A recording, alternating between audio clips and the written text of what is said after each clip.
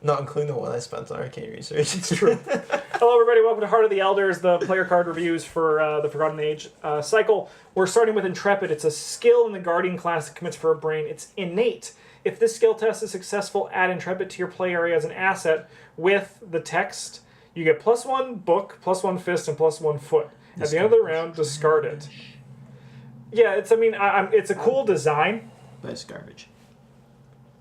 Yeah, if it did not have the if this skill test is successful rider, Be okay. I think this card's pretty alright. Yeah, if you can commit it for a brain and then no matter what, just get a little boost in the other stats for two actions. That go. Even if it was Well, like it guts doesn't have to be 2 actions, right? You could commit it during the Mythos phase. That's true. So it could be 3. And it doesn't go away until upkeep. So But now this card is pretty bad. Don't play it. yeah, like all in all, having to succeed, I think, is the part that breaks this for me. This will probably might be upgraded where you just get it in the return to. This card? It might also be a Oh fuck! Why did you do this to me, game? Oh, wait, why did you do this to you? Review card. Change this. Hop over here. What happened? Let's change. Oh. Oh no! This fucked everything up. Oh, this is it's a different file type. So thank you. You editing this bit out? No. Much too lazy. Much too lazy. Custom ammunition. It's a 3-cost event that costs 3 experience, so it better be good. Commits for a fist and a foot. It's an upgrade in supply, and it's also blessed. Well, there's a lot on this card. Fast. Yeah. Play only during your turn. Attached to a firearm asset controlled by an investigator at your location. Place 2 ammo on that asset. Limit 1 per asset. Attack performed by attached asset deals +1 damage against monster enemies. So you take Lita Chandler, grind her down, and put her into bullets, and this is what you get. Pretty much, yeah. Yeah, no, this card's pretty okay. This is the first blessed card that is not purple already, which means that Father Mateo can play it for only 1 reason instead of the 2 reasons he can normally play blessed cards for. Yep. That's it being said. I don't think it's that good enough. I think it's fine if you're playing a big gun build. Then extra bullets go up drastically in value. Mm-hmm. If you're playing a little gun build, also this is very good because you just get to keep it on that gun for a long time. It makes me think that they're gonna. The fact that it's an upgrade subtype, maybe we'll get to that newish girl who's the mechanic or whatever. Yeah. She'll care about upgrade That'd cards. be really cool. As a blue support. Yeah. I mean, I picture in my head, we're doing our mono blue playthrough. I have a magic gun as Leo, and I shoot a bird out of the sky. Is that worth 3 experience and 3 resources? I think the best part about this card...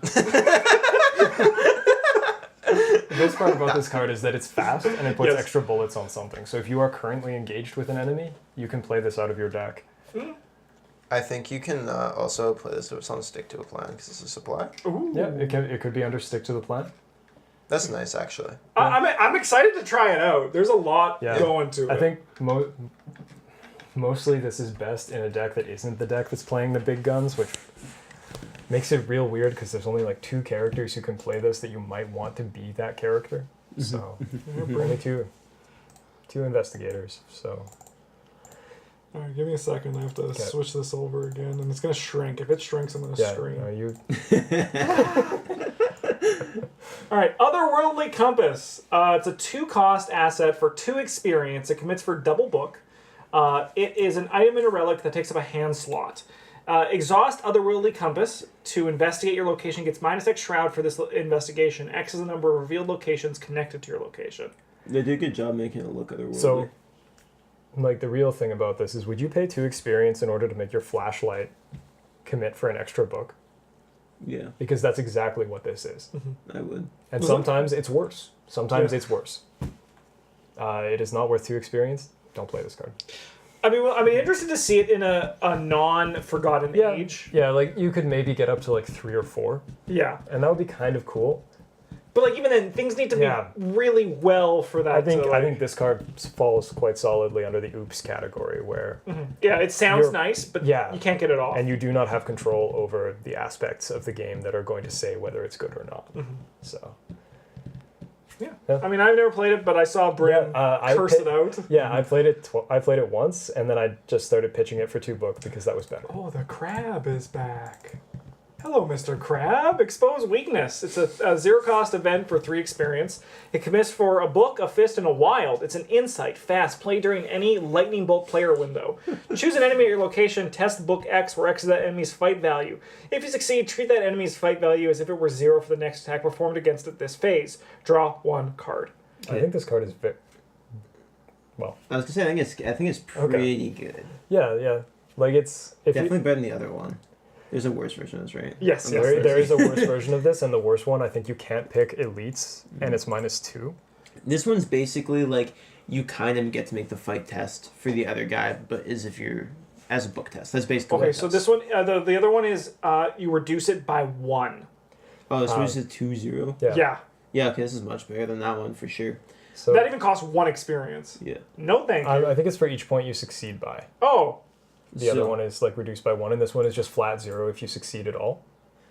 yes, for each point you succeed by. Yeah. Yeah. So this one's much better. This one enables some real sweet shotgun turns. Yeah.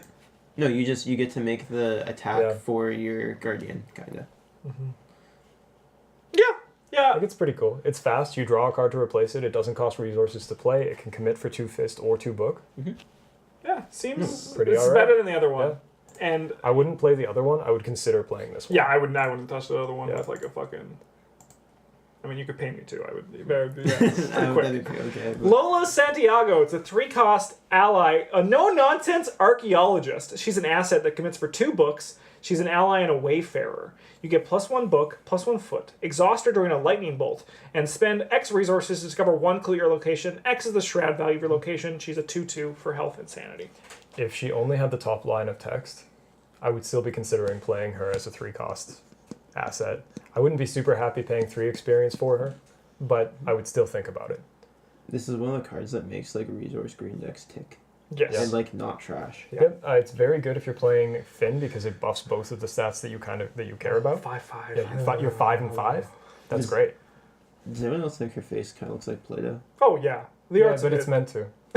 That's just yeah. Yeah, no, in every depiction of this character, which is like admittedly only one other in Mansions of Madness, she also looks like her face is made of Play-Doh, so I can only assume that was a design choice. Yeah, she seems really cool.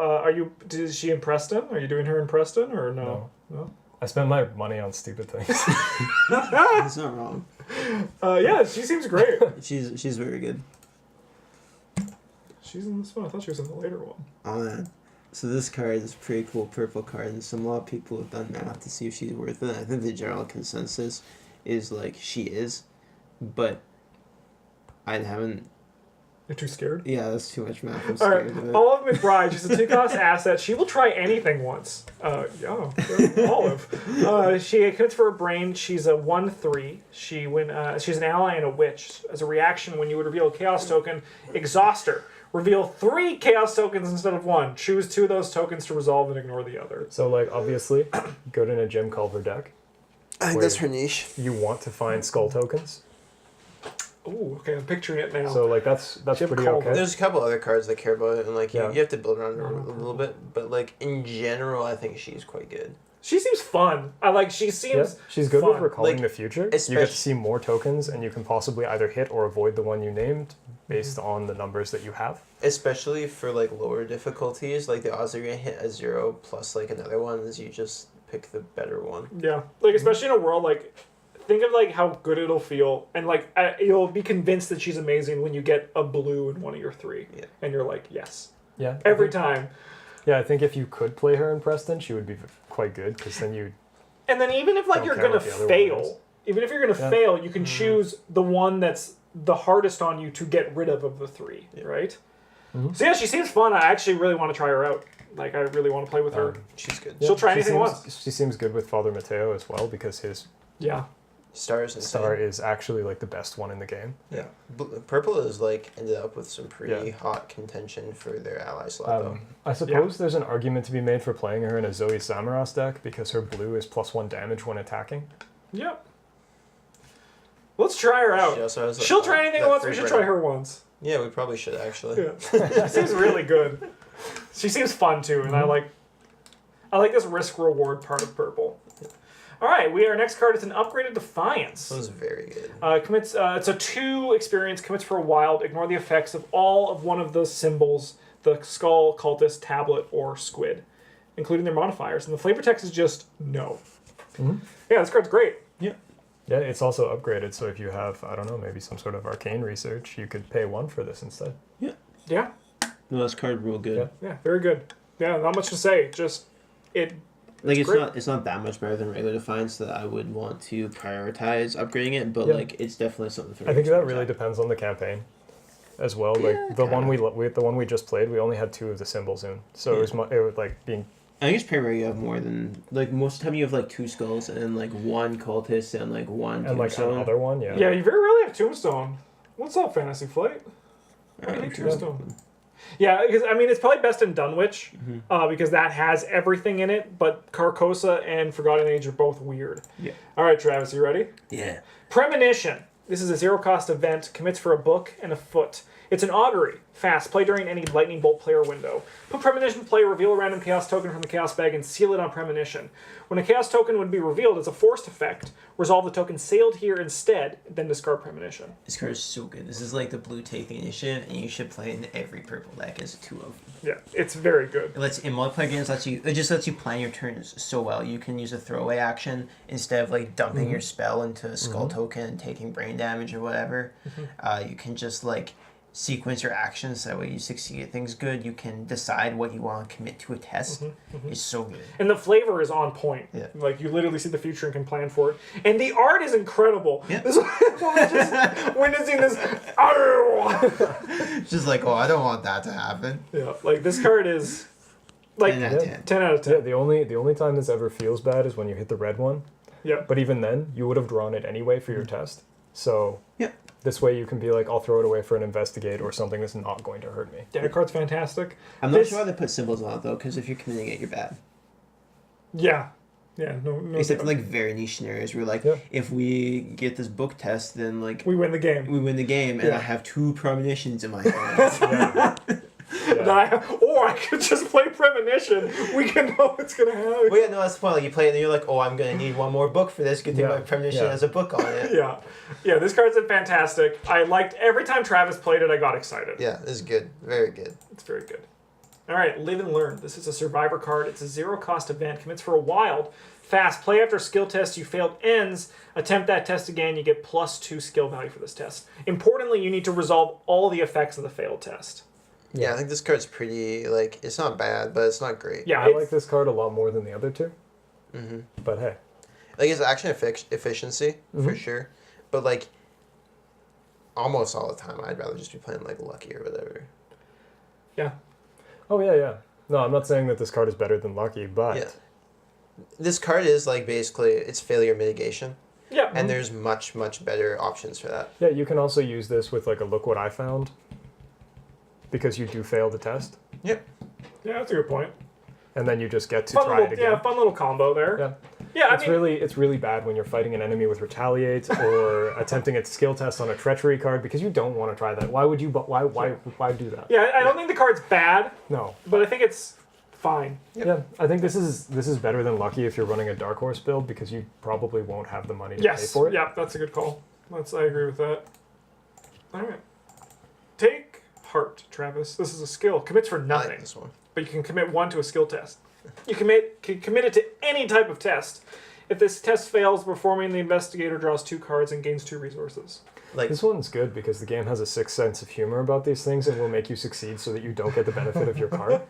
However, it means you succeeded the test. Yeah. I think that I'm a bit hotter on this card than you guys are, but I think this one's almost as good as Permission to Take the Initiative.